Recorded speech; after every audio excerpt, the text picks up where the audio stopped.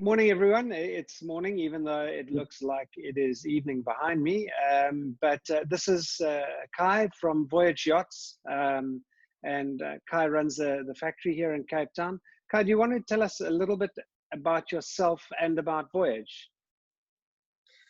Right. Yeah. Well, my name is Kai Oldenburg. I'm a German citizen, actually. Living in Cape Town now for the last, I don't know, 30 years, I think it is. I'm a trained boat builder from Hamburg, and the job really got me here to South Africa. But yeah, I'm working now almost 25 years with Voyage Yachts, who are in business for almost 26 years. They have started, Tom and his partner back then, they started Voyage Yachts from the remains of Norseman Marine, I believe that was. And yeah, since then we have grown that business and stayed in business throughout all the hiccups the industry has encountered over the many years. The latest big one, I think, was 2008 when the big crash came. But we survived all of that, and now we're here and trying to survive the latest onslaught onto the industry. And Kai, I've seen a lot of positive media recently about the Voyage 480 catamaran called Electrified. And I understand that this was your first all-electric propulsion catamaran out of Voyage. What made you guys decide to go electric, and was it a simple exercise? Well, what made us go with that was our marketing team. We've got a partner in the business, Robin Downing, who is also running a charter company in the British Virgin Islands, which is called Voyage Charters. And he, over the years, was more and more becoming interested into electric propulsion, and has then found a client who was serious about going electric, and that made us go and build the first electric or electric propulsion catamaran. That was a Voyage 480. It wasn't plain sailing. It was a lot of R&D, and I think it will still be ongoing R&D for the next years to come, because it's not straight science. You know, there are so many products on the market which need to be, I think, more tested than what it has been done so far. It was taking the boat or launching the boat and going out with the boat the first time. It was a fantastic experience, I must say. I'm hooked. Oh, really? Okay. Yeah. Yeah. I mean, I think it's safe to say that electric propulsion is still very much in its infancy. So I would imagine you guys had a lot of hoops to jump through in the design phase.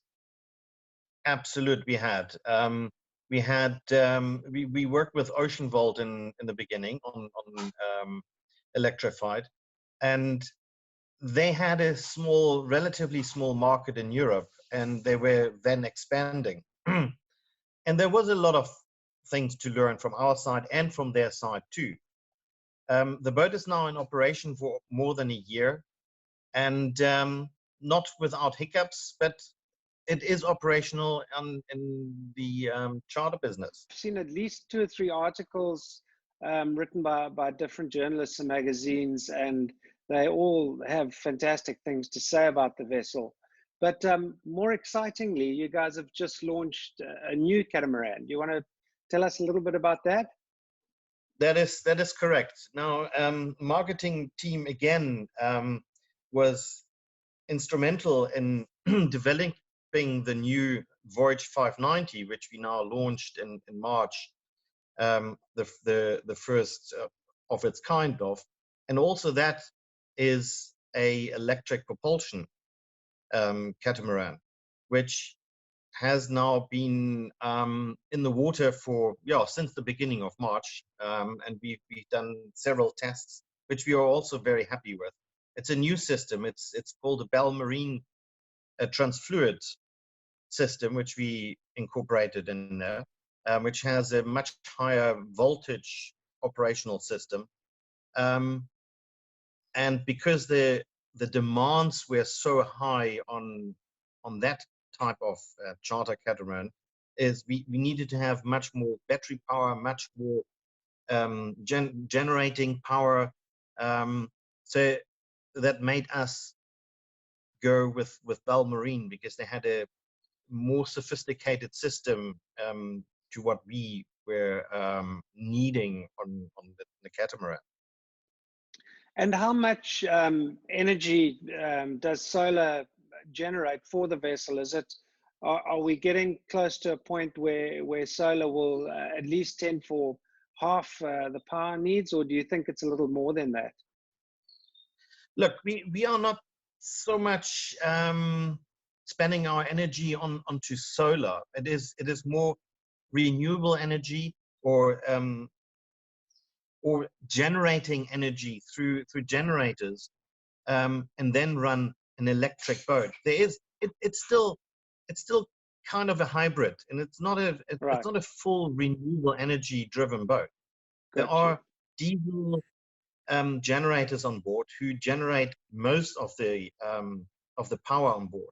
There are, however, a few solar panels on board, but they are really nothing in comparison to I think that is an Austrian silent yachts or something. They do that mainly on solar. Right. We don't do that. We are we rather stay in the moment with the hybrid part, you know. Got you. And do you think electric is the way forward? Do you think we're going to see diesel slowly falling by the wayside? I think so. I very much think so. If you have the experience of being able to sail or use the boat for at least a day, there are so many positives being drawn from it. You don't have the noise of the running diesel engines anymore. You don't have the smoke. You don't have the vibration. You sail or drive the boat, if not under sail, you drive the boat in total silence. You have to have a little bit more knowledge, because your technical installation and is so much more. You almost need a pilot license to run the boat, so to speak. Especially the Voyage 590, because there are so many technical details and equipment on board that is maybe a bit too much, but the market demands it, that you have a boat with every comfort there is on board, and therefore you need more power. More power means more technical, how should I say, more technical devices on board, where you need to know how to run your system. Right. So it basically you need the knowledge to go with the system in order for it to work effectively. And, yes. And is that boat going straight into charter? It will go straight into charter once it's allowed to leave South African shores. Right. And will you dry hire the boat, or does it come with a skipper because of all these systems? Because of these systems, voyage charters will only hand the boat out to clients with a skipper on board. Right. So that makes sense. It will not be hired out as a bareboat. Right. Until such time that the average person is able to run a boat of that magnitude. Got you. But that will take still some time. And do you think that cruisers might end up retrofitting electric motors when the diesel engines are end of life? Do you think this you think the knowledge base out there and the R&D is reaching a point where the man in the street might think twice about putting a new diesel engine in? The time will come. I don't think it will happen in the next 5 years, but it will happen more and more. But on grow, I think there will be at least 10 years, if not 15 years, going into the land before the majority will think to switch over to electric. It is, after all, also a very expensive system in the moment. Right. The additional costs are quite tremendous. Okay. So it's not an easy choice to make. Got you. It's a lot of it's a checkpoint choice, would you say? Yes. Okay. Yeah. And Kai, do you guys do you have to work hand in hand with the motor manufacturers then, given that these systems are so high tech? Look, in the first time, yes, we have to. We have to understand where they're coming from, how it has been designed to work together. But I think once we've done the second boat, which is upcoming as well, then I think all we need is a person to come through and do the commissioning, and then we will do the rest. It's also a very much of a learning curve for the electricians. In our case, it's Multimarine, who helped us through the R&D as well. They do a lot of R&D too, and their need of understanding the system is very high there too. And has the 590 been well received? It's a beautiful looking boat. Well, we hope it will be well received. In the moment, it's still locked in Cape Town Harbor. By this time, almost it should have been halfway there, on the east coast of the United States, and we were hoping to display it on one of the boat shows soon.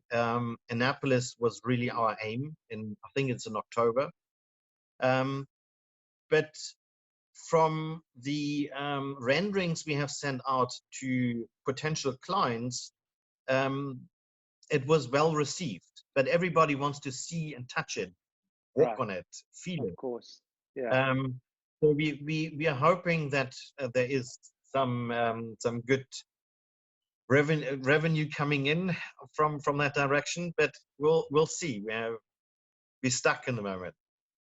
And Kai, just to round up, given the current state of affairs with the pandemic, in your opinion, what do you think lies ahead for the recreational boating world? Do you think it's going to have a huge effect on it? On short term, I'm sure it has. I think the market on grow will have to recover a little bit. We've seen a little, or we've seen in 2008 a big drop in sales. I think the recreational world will see that now as well. The US is our biggest market, and I'm sure it's the biggest market for any recreational boat builder in South Africa. They will have a look or two into how they spend their money in the next couple of months, and it will take some time to recover. The charter market is in the moment as dead as the building market. Right. British Virgin Islands, there is no business in the moment. There are no tourists coming or going, and that will take time to pick up. And from that, boats will be sold again. But we need to, open the market again. So we will see a couple of months of hardship. That's what I think will happen. Okay. Well, Kai, thank you so much for joining us and giving us your time, and very interesting always to hear about boat building in South Africa.